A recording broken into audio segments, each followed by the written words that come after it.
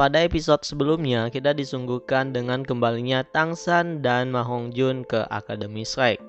Ketika mereka hampir sampai di depan gerbang Shrek, mereka menyadari mengapa mereka tidak melihat siapapun dalam perjalanan.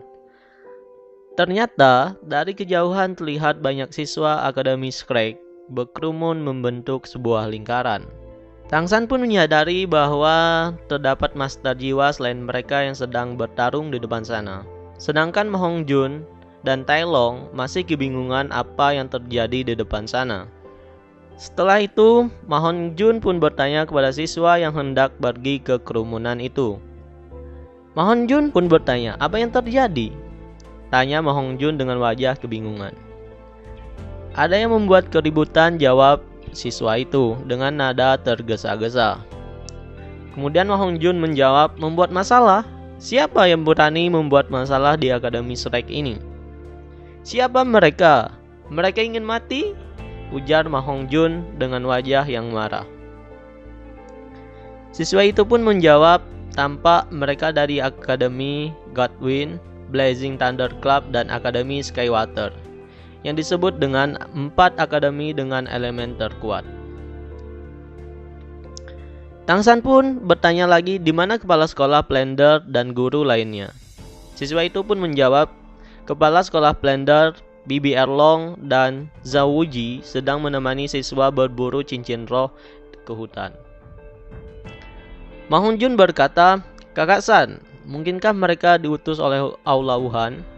Seharusnya klan gajah pelindung bersama mereka kalau benar diutus Aula Wuhan," kata Tang San. Kemudian mereka menuju ke kerumunan tersebut dan ternyata apa yang dikatakan siswa itu benar. Terdapat 4 akademi dengan elemen terkuat di sini.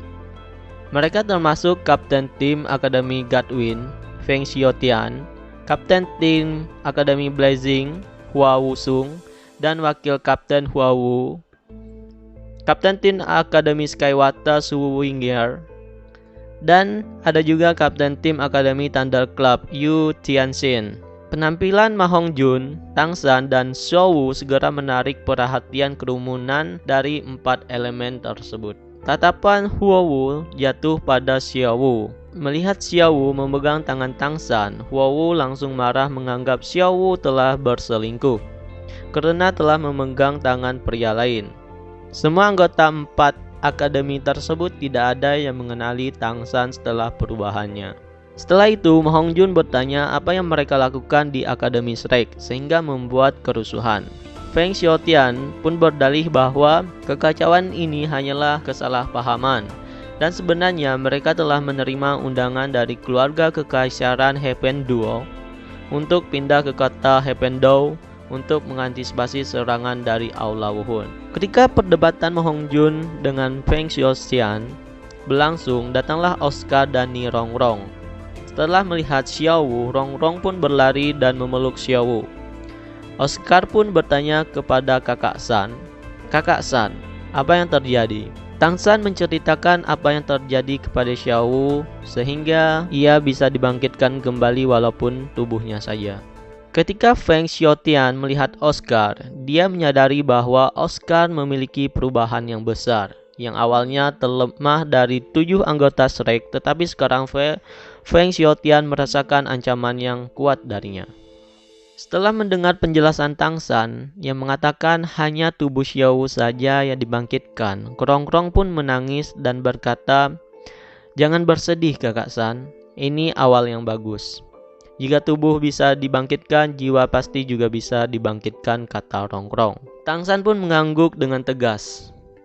Kemudian Oscar pun menambahkan, "Mari kita selesaikan masalah di depan terlebih dahulu," kata Oscar, yang membuat terkejut 4 akademi. Kemudian Feng Xiaotian tersenyum mendengar hal tersebut. "Aku senang melihat anggota Shrek tidak lengkap. Di mana Dai Mubai, Tang San, dan Zhu Zuging tidak ada di sini." Oscar tersenyum ke arah Tang San, dan Tang San pun meletakkan jari Xiao Wu ke tangan Rongrong.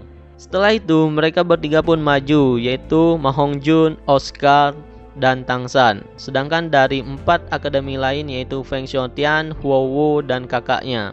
Saat ketiga saling berhadapan, Hua Wu dengan jengkel mengatakan, "Kami ingin melawan 7 anggota Shrek.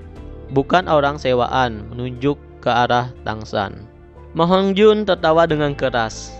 Bukankah kalian datang untuk menantang Akademi Strike kami? Lihat saja nanti, apakah kami mendapat bantuan dari orang lain? Dengan sombongnya Ma Hongjun. Tang San dengan tenang berkata, Saudara Peng, sudah lama tidak bertemu. Kemudian Feng Xiaotian terkejut sekaligus kebingungan.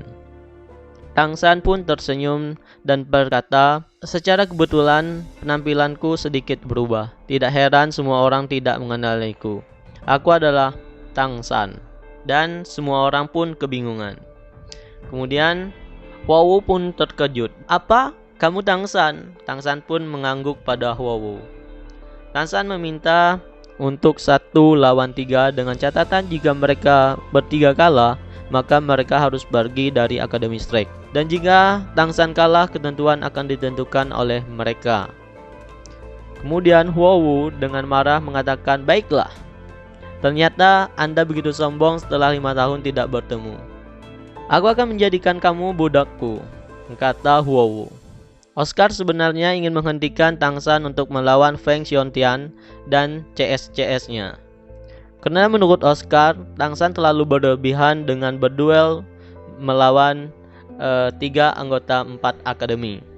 Di sisi lain, Ma Hongjun memiliki pemikiran lain yang selama ini telah melihat Tang San mengalahkan 3 pemimpin klan atribut tunggal dengan Ma Hongjun pun menghentikan Oscar.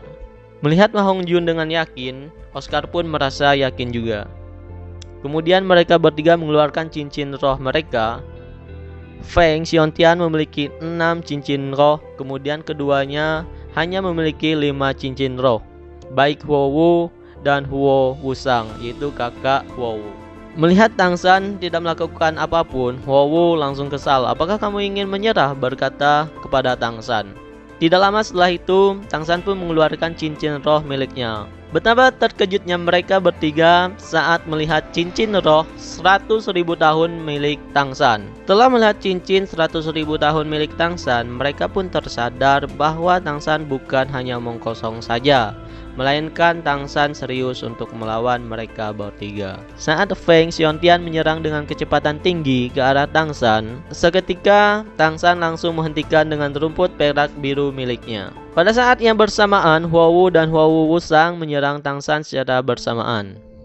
Saat Hua Wu Wusang beradu pukulan dengan Tang San, ia merasakan pukulan Tang San sekeras besi. Ia pun terlempar ke belakang. Saat Hua Wu Wusang terlempar ke belakang, Tang San mengejar dengan kecepatan hantu. Hua Wu Wusang tidak dapat memblokir dengan kekuatan penuh karena ia merasa kesakitan pada tangannya. Tanpa melihat ke arah Feng Xiaotian, Tang San mengeluarkan sangkar perak birunya untuk membatasi pergerakan Feng Xiaotian. Feng merasakan perbedaan kekuatan pada rumput perak biru sebelumnya, sehingga dia kesusahan melepaskan diri. Setelah bersusah payah, akhirnya Feng Xiaotian berhasil menghancurkan sangkar perak biru milik Tang San. Hua Wu dan Feng Xiaotian melakukan serangan secara bersamaan. Merasa tertekan, Tang San pun merilis kekuatan spiritualnya, yaitu ranah pembunuh.